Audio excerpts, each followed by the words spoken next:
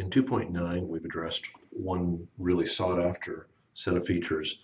And what that is we've added Estimator and we've added Account Manager to the system. So I'm just going to go into my company here. And if you have a look under employees and we open an employee, there used to be just employee, foreman, inspector. Now there's estimator and account manager.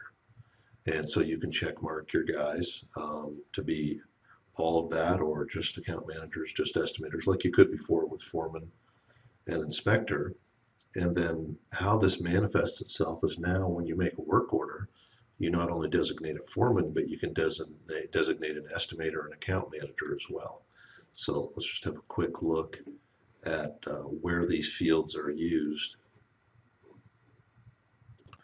First, we'll start off by looking at a facility, and if we look at the info tab, now you have a three new boxes. You got a foreman, estimator, and account manager box.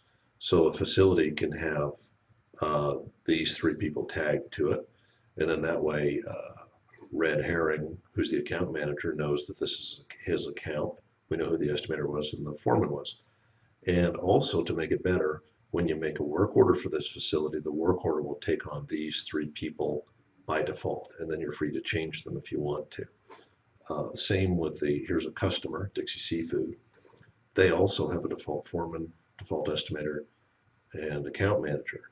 So just like the facility, you can set it up so that the same foreman always goes to visit the facilities at this account.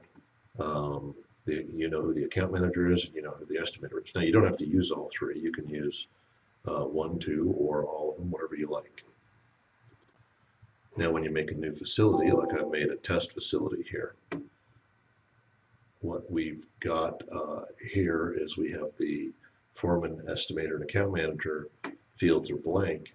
So if I come here and I pick a Dixie Seafood as my bill to, then it automatically fills in these fields based on what Dixie Seafood has said. And then you, of course, don't have to accept those. You can override them. And it only fills in these values if they were blank to begin with. So let's cancel that. And let's fill in one of these values. Let's say we have a guy here, deleted guy. We're going to save. So what's going to happen now is when I choose Dixie Seafood as the bill to, it's going to fill in foreman and account manager, but it's going to leave the estimator at deleted guy because that field was already filled in. Now we'll move on to a work order, and if I make a work order here, Hurricane Bay has default foreman, estimator, and account manager. So when I add a work order, those are the three people that I'm going to get every time, and then I'm free to, of course, change those values again to whatever I want them to be. If I don't have those values filled in, let me hop to this test facility here, and let me reset these back to just blank, and save that. Now when I make a work order, those values are empty, and I can make them whatever I want.